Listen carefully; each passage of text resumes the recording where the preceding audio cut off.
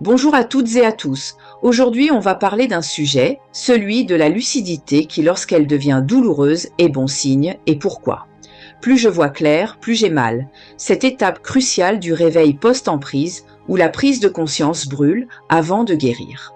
Il y a un moment, après l'emprise, où tout devient clair, trop clair, et cette clarté fait mal. C'est ce qu'on appelle la lucidité douloureuse. On croit qu'en ouvrant les yeux, tout ira mieux. En réalité, c'est souvent là que commence la vraie souffrance. Mais cette douleur est aussi le plus grand signe de guérison. 1. Le brouillard avant la tempête. Pendant des mois, parfois des années, l'esprit a vécu sous anesthésie. On était dans la confusion, la justification, l'auto-illusion. On disait « ce n'est pas si grave, je peux comprendre, il ou elle changera ». Et ce brouillard, aussi toxique qu'il soit, avait une fonction. Il protégeait notre psyché d'un choc trop brutal. Le jour où il se lève, c'est comme si la lumière entrait dans une pièce qu'on n'a pas osé nettoyer depuis longtemps. On découvre l'ampleur du chaos. 2. Voir, c'est souffrir, mais c'est aussi renaître. Quand la lucidité arrive, elle arrache le voile.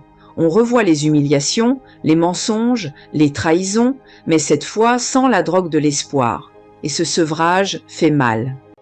C'est la douleur de celui qui sort d'une anesthésie après une opération. La chair se réveille et c'est insupportable. Mais la vérité, c'est que cette douleur est la preuve que le corps revit. Ce n'est plus la mort émotionnelle, c'est le retour de la conscience. 3. Le paradoxe du réveil. Pourquoi ça fait si mal d'aller mieux?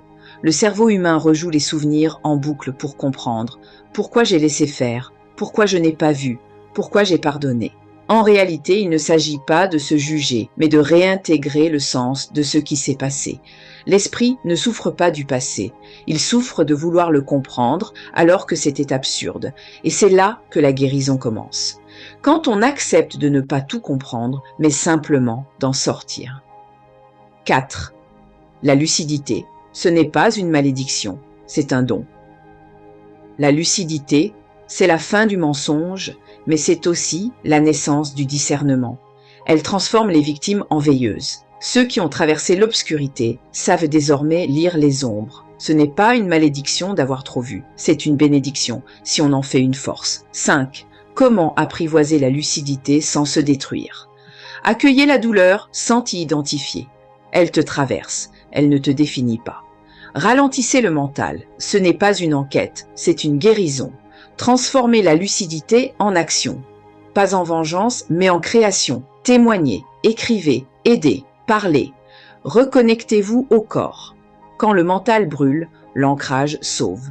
Respirez, marchez, ressentez. Choisissez la douceur. Chaque éclair de lucidité mérite une main sur le cœur.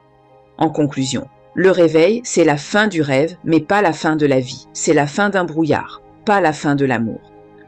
La lucidité n'est pas un fardeau, c'est une renaissance, et chaque larme de vérité pave le chemin vers la paix. Si cette vidéo résonne en vous, c'est que votre âme a déjà commencé à se libérer. Abonnez-vous, partagez ce message, et surtout, souvenez-vous, ce qui brûle aujourd'hui, c'est ce qui doit mourir. L'illusion, la peur, la dépendance. Ce feu n'est pas votre ennemi, il forge votre liberté. Enfin, rappelez-vous, la lumière ne naît pas du calme, mais du chaos qu'on a traversé. Prenez soin de vous et à bientôt sur ma chaîne.